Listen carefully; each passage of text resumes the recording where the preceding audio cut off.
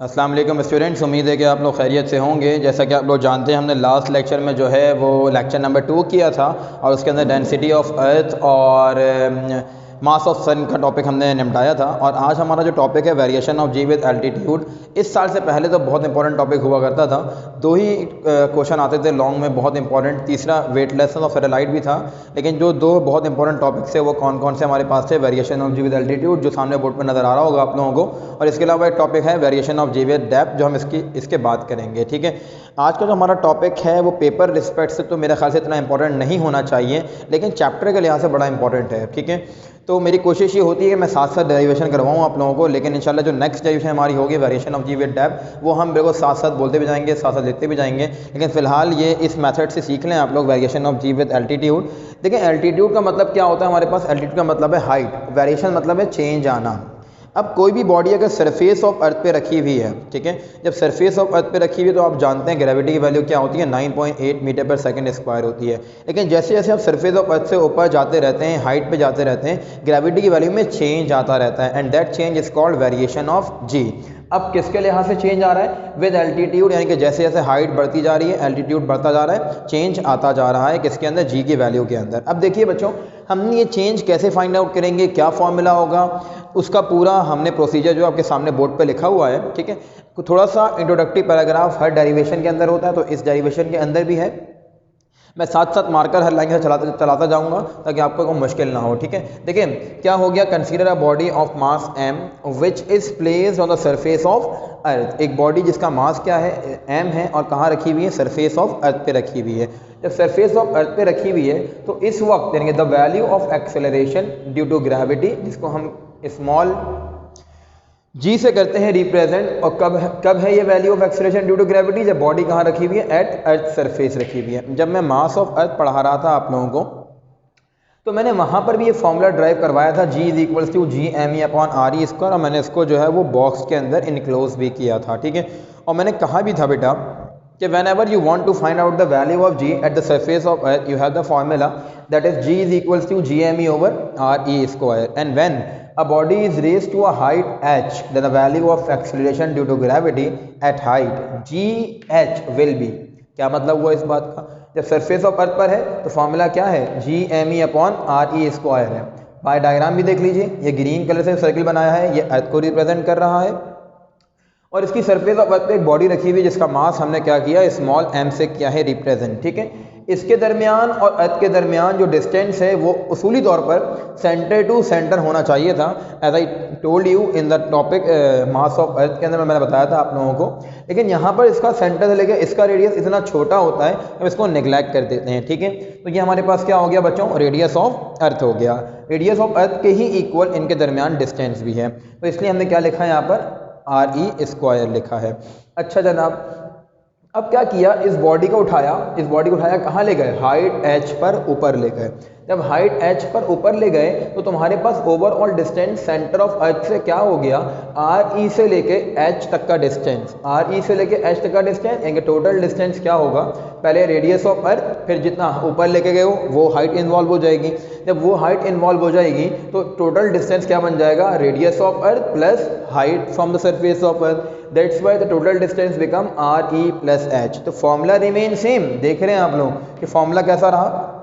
Same रहा, बस फर्क क्या आया तुम्हारे पास? ये सरफेस ऑफ अर्थ की बात कर रहे हैं, या क्या बात कर रहे हैं तुम्हारे पास? यहाँ बात कर रहे हैं सरफेस ऑफ अर्थ से तुम जितना हाइट पे गए हो वो हाइट का एच लगा दिया, यानी कि जी एच बन गया। जी एम ई न्यूमरेटर बिल्कुल सेम है आपके पास। ठीक है, डिस्टेंस पहले आर ई था, आर ई का स्क्वायर था, अब डिस्टेंस क्या हो गया? आर ई प्लस एच का होल स्क्वायर हो गया। क्यों हो गया ये डिस्टेंस? इसलिए हो गया क्योंकि बॉडी को तुम कहाँ ले गए हो? हाइट पे ले गए हो। Now you have two equation, number one is g is equals to g m e upon r e square, and number two is g h is equals to g m e upon r e plus h का whole square. Now you are supposed to divide these two equations. It's mean equation 2 divided by equation 1. Left side of equation number 2 will be divided by left side of equation number 1.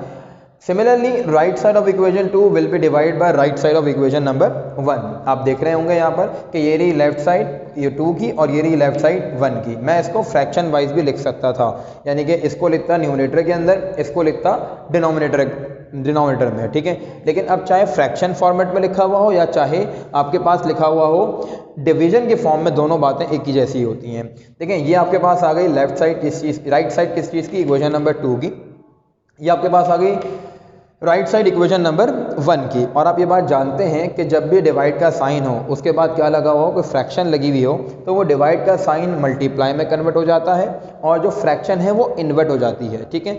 In this way हुआ क्या कि left वाली जो fraction आपके पास है, यानी पहली वाली फ्रैक्शन आपके पास है उसमें न्यूमरेटर GME है और दूसरी वाली जो फ्रैक्शन आपके पास है उसमें डिनोमिनेटर GME है। GME से GME क्या हो गया बच्चों, कैंसिल हो गया। GME से GME क्या हुआ, कैंसिल हो गया। क्या बच गया आपके पास, अब RE square upon RE plus H का होल स्क्वायर हो गया। अब मुझे इस जगह पर क्या चाहिए, 1 चाहिए, ठीक है। जब मुझे इस जगह पर 1 चाहिए तो मुझे एक टेक्निक यूज़ करनी पड़ेगी। वो टेक्निक क्या होगी कि मैं डिनोमिनेटर में RE को मल्टीप्लाई भी करवाऊंगा, मैंने लिखा भी है यहाँ पर multiply and divided by RE in denominator. मैं मल्टीप्लाई भी करवाऊंगा RE को और डिवाइड भी करवाऊंगा RE को डिनोमिनेटर के अंदर। देख लो वही काम कर रहा हूँ, ये साइड सेम चल रही है, RE स्क्वायर सेम है, RE को मल्टीप्लाई भी करवाया और RE को डिवाइड भी करवाया है हम लोगों ने। अब जब RE को मल्टीप्लाई और डिवाइड करवा दिया तो आप एक बात जानते हैं बच्चों, वो क्या कि अगर कोई फ्रैक्शन ऐसे लिखी हुई हो, कैसे 1 मल्टीप्लाई बाई 2, 1/2 मल्टीप्लाई बाय 3, तो हम इस चीज़ को लिख सकते हैं ना 1 मल्टीप्लाई बाय 3/2। तो लेट्स सपोज कि ये तुम्हारे पास क्या है 1/2 है, ये तुम्हारे पास 3 है, तो मैंने क्या किया 2 को यहाँ शिफ्ट कर दिया। मल्टीप्लिकेशन में सब पॉसिबल है बिल्कुल। तो ये देख लीजिए ये RE न्यूमरेटर वाला अकेला रह गया और डिनोमिनेटर वाला कहाँ आ गया, इसके नीचे डिनोमिनेटर में आ गया RE। अब हम फ्रैक्शन को, इस डिनोमिनेटर को क्या कर सकते हैं, आप इस डिनोमिनेटर को सेपरेट कर सकते हैं। क्या मतलब हुआ मेरी इस बात का, मतलब मेरी इस बात का ये हुआ बच्चों कि 1 + 2/3 अगर कहीं लिखा हुआ हो तो क्या बन जाएगा 1/3 + 2/3 मैं लिख सकता हूँ। तो मैंने यही काम किया यहाँ पर। देख लीजिए कि यहाँ पर फॉर एग्जांपल ये 1 था, ये 2 था और ये 3 था, तो 1/3 कर दिया और 2/3 कर दिया, यानी कि RE को इसको भी दे दिया और RE को इसको भी दे दिया। बाकी सब कुछ ऊपर के जैसा ही है। लेफ्ट साइड तो वैसे ही चल रही है बिल्कुल, न्यूमरेटर वैसे ही चल रहा है, RE वैसे ही कॉपी हो गया, बस ये डिनोमिनेटर सेपरेट हुआ तो दोनों के साथ आ गया।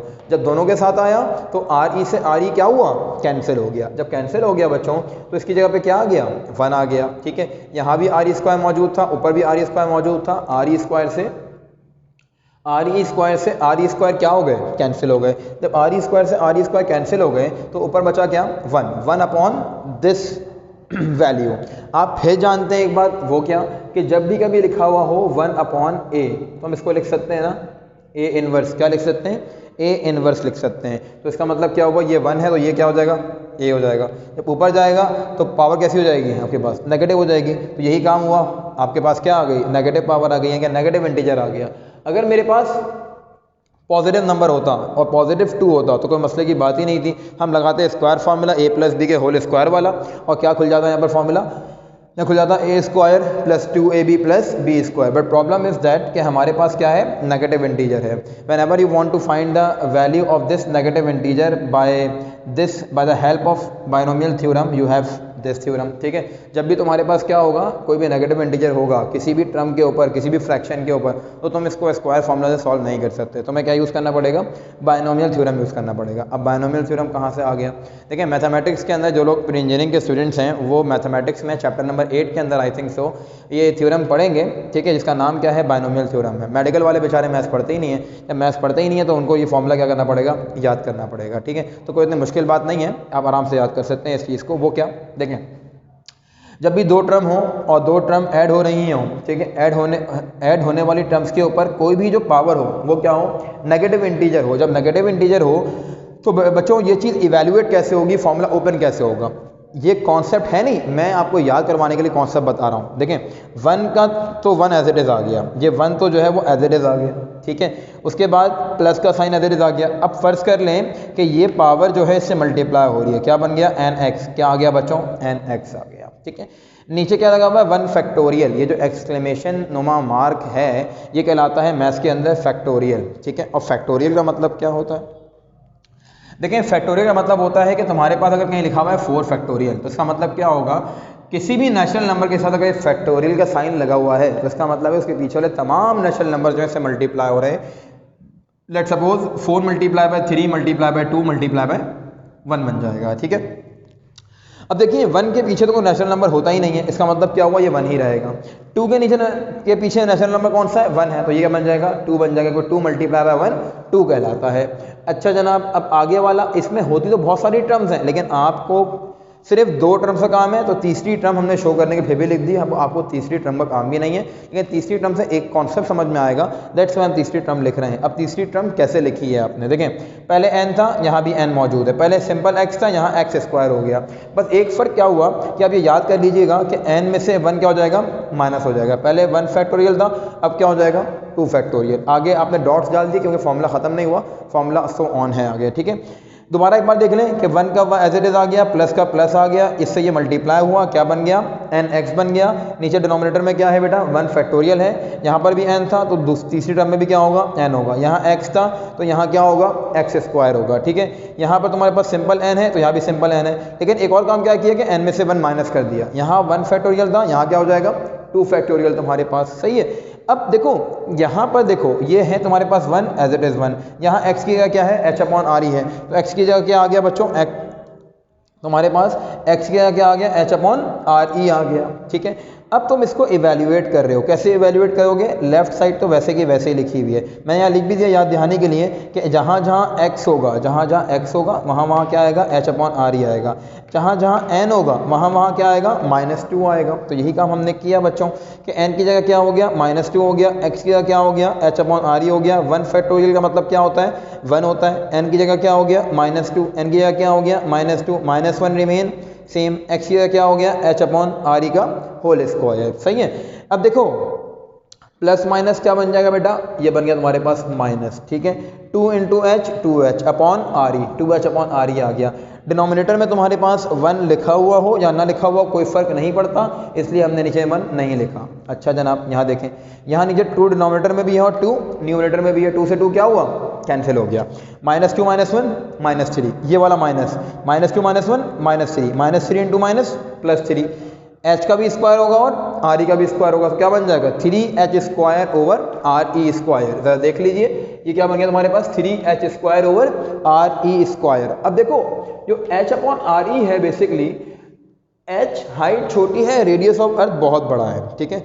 छोटे नंबर को जब बड़े नंबर से डिवाइड करते हैं हम, तो आंसर कैसा आता है? छोटा आता है। जैसे लेट सपोज 1 अपॉन मैं 100 करूँ तो आंसर मेरे पास क्या आएगा? 0.01 आएगा। मैं 1 अपॉन 1000 कर दूँ, आंसर क्या आएगा? 0.001 आएगा। ऐसा ही होगा, ये आंसर तुम्हारे पास आ जाएगा। अगर मैं 100 से करके 0.01 आंसर गेट कर रहा हूँ और अगर मैं इसका भी स्क्वायर ले लूँ तो ये मज़ीद छोटा हो जाएगा, यानी कि 0.001 हो जाएगा मेरे पास, यानी कि अप्रॉक्सीमेटली इक्वल्स टू 0 हो गया। तो सिमिलरली ये कहानी यहाँ भी हुई। क्या कहानी यहाँ पर हुई बेटा हमारे पास कि h अपॉन आर ई ऑलरेडी एक छोटी क्वांटिटी है, जब हम इसका स्क्वायर लेंगे तो वो मज़ीद छोटी हो जाएगी, इतनी छोटी हो जाएगी कि अप्रॉक्सीमेटली इक्वल्स टू 0 हो जाएगी। जब अप्रॉक्सीमेटली इक्वल्स टू 0 हो जाएगी तो हम इसको क्या कर देंगे? निगलेक्ट कर देंगे। ये तो देखा है हमने कि as h upon R E is small so their higher powers will be neglected, यानी कि ख़त्म हो गई, मामला है ही नहीं इसका। जब है ही नहीं मामला तो क्या बन गया? लेफ्ट साइड वैसे की वैसे ही रही, जी एच अपॉन जी, ये ख़त्म हो चुका। क्या बना? 1 - 2h अपॉन आर ई। जी यहाँ पे क्या हो रहा है? डिवाइड, मतलब कि क्या हो जाएगा? मल्टीप्लाई। तो क्या बन गया? G H is equals to 1 - 2h upon R E into G. whenever you want to find out the gravity at height you have this formula, that is gh equal to 1 - 2h upon re into g। अब तुमसे अगर कोई पूछ ले बेटा बताओ कि पहले वाली ग्रेविटी में और अब वाली ग्रेविटी में क्या फ़र्क है, यानी डेल्टा जी निकालने का या डिफरेंस ऑफ जी निकालने का क्या फॉर्मूला होना चाहिए, तो तुम क्या लिखोगे? देखो जी से इसको मल्टीप्लाई करवाया, जी 1 सा जी हो गया, जी इससे मल्टीप्लाई हुआ, क्या बन गया? 2hg अपॉन आर ई हो गया। ये प्लस जी था, मतलब कि क्या हो जाएगा? Minus g. Final gravity minus initial gravity क्या होता है? चेंज इन ग्रेविटी, यानी कि डेल्टा जी। तो डेल्टा जी की वैल्यू क्या हो गई? -2hg अपॉन आर ई हो गई। कोई भी बात हो, कोई भी स्टेप हो, पूरी डेरिवेशन की इतनी बड़ी डेरिवेशन है, कोई भी मसला हो तो आप लोग मुझसे पूछ सकते हैं। प्रैक्टिस ज़रूर कीजिएगा, ये बात छोड़ दीजिए पेपर में आएगा या नहीं आएगा। फिलहाल इसकी प्रैक्टिस करें, बहुत अच्छे से प्रैक्टिस करें, बात को समझें, और अगर कोई बात भी समझ में ना आए, कोई भी एक स्टेप हो तो उसका स्क्रीनशॉट लेके मुझे राउंड सर्कल बना के व्हाट्सएप पे भेज दीजिएगा, मैं आपको ऑडियो में रिप्लाई कर दूँगा। ठीक है बेटा, आज की क्लास हमारी इसी टॉपिक पर ख़त्म होती है। अपना ख्याल रखिएगा, अल्लाह हाफ़िज़।